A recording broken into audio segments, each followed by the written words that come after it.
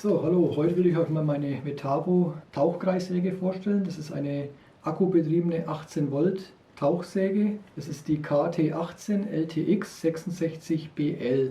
Und die 66 stehen für die maximale Tauchtiefe dieser Tauchkreissäge. Das sind 66 mm bei 90 Grad. Wenn man jetzt die Säge schwenkt auf 45 Grad, haben wir noch eine Sägekapazität von 43 mm.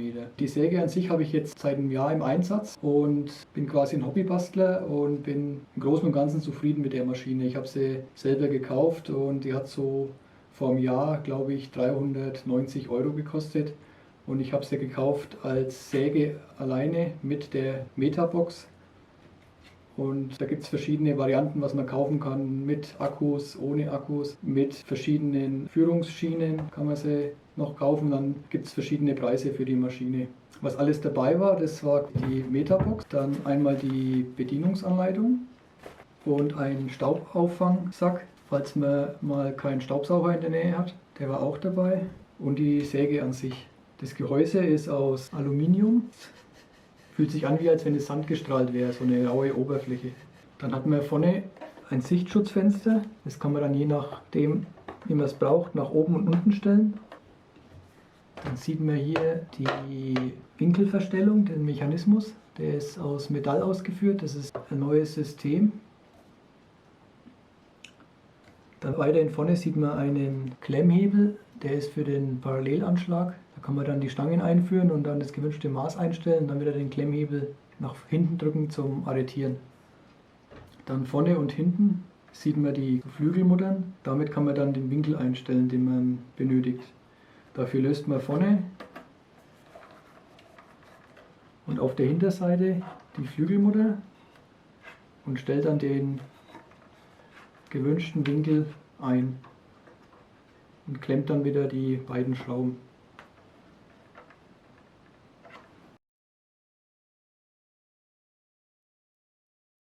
Winkelschnitte realisieren. Wenn man jetzt dann mehr als 45 Grad Winkelschnitte ausführen will, muss man die Säge bis zum 45 Grad Winkel neigen und dann gibt es vorne einen Knopf und wenn man den drückt, dann kippt sie noch weiter über 45 Grad hinaus.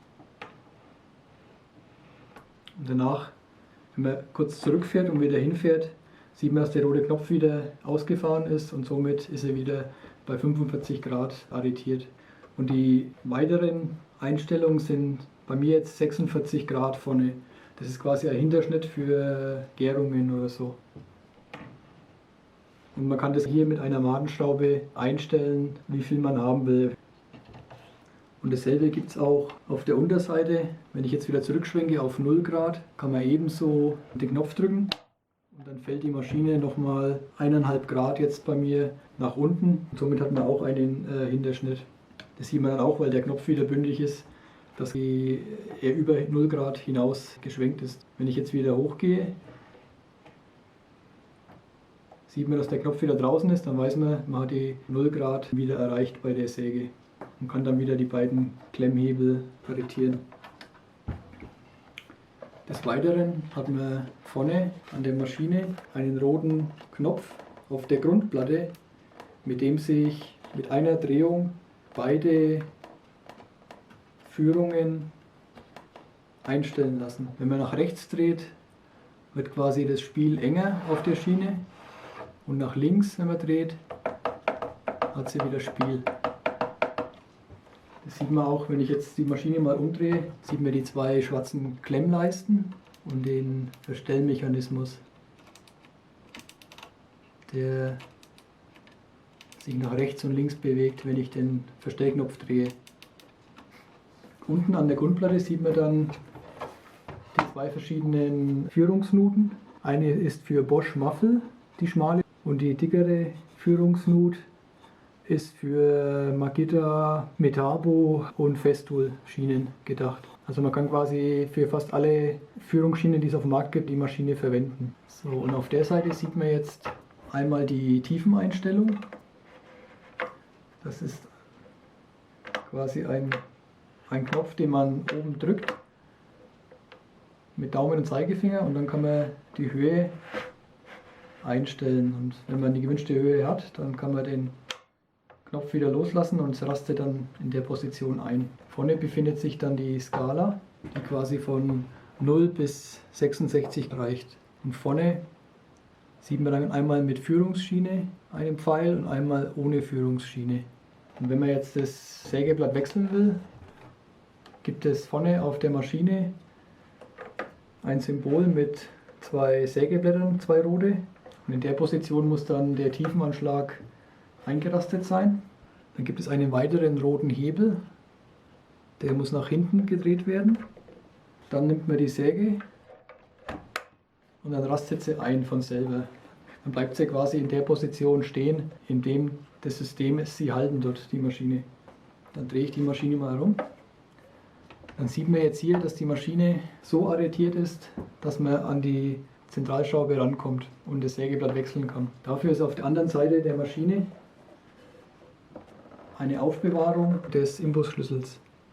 Den nimmt man dann raus und kann dann das Sägeblatt wechseln, da auch die Spindel arretiert ist. Und dann geht die Schraube links herum auf.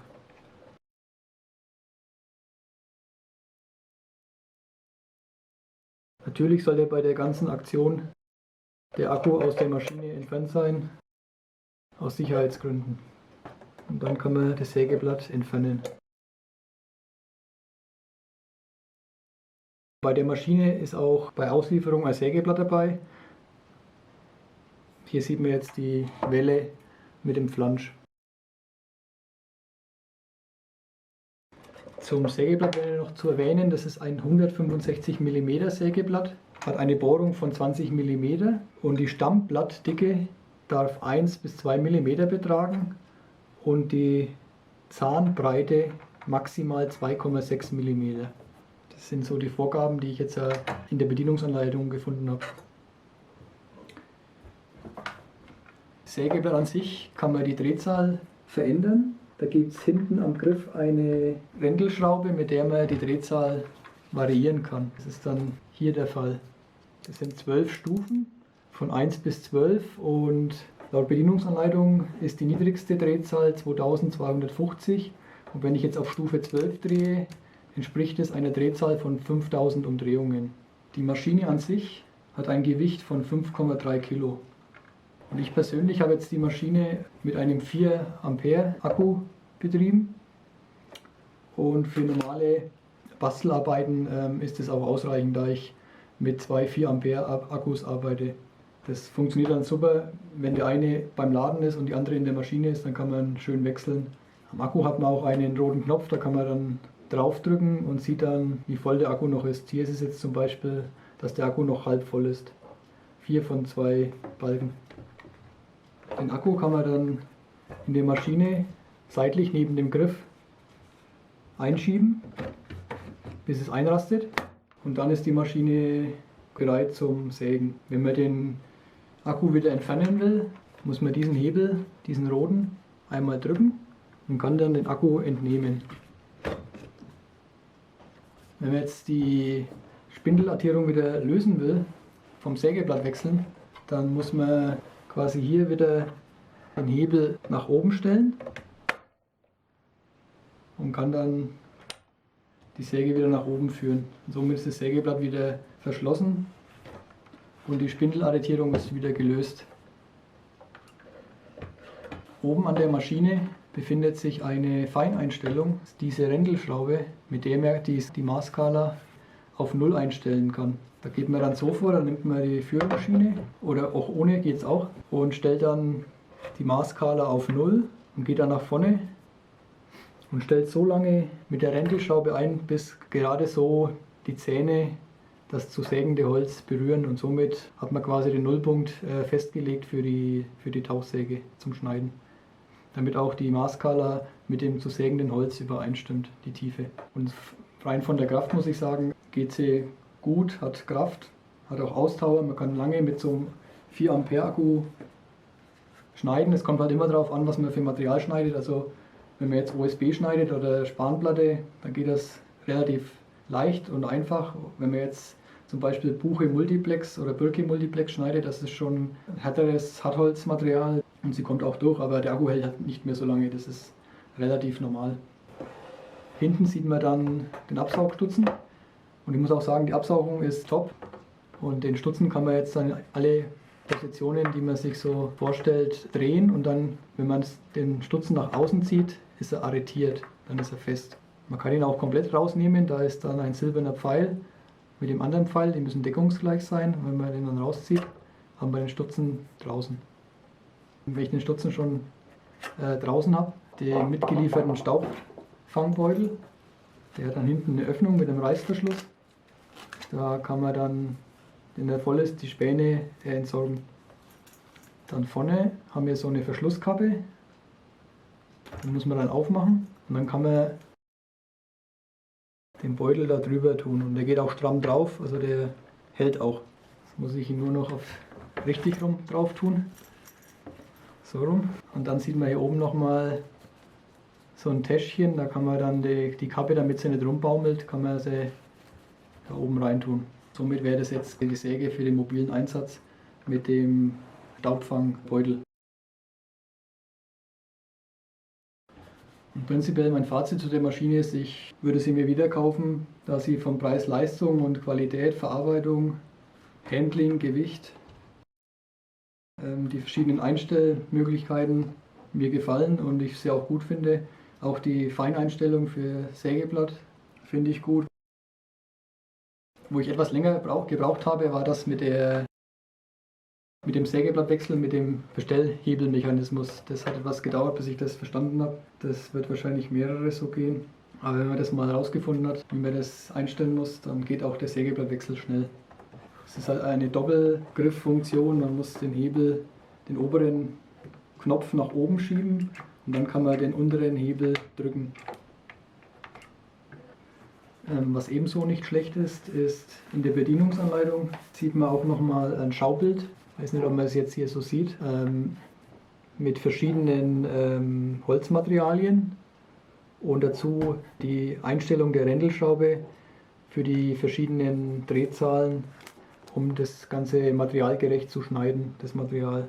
Also da gibt es Alu, Gips, Plexiglas, PVC und dann halt Plattenmaterialien, Spanplatte und Massivholz.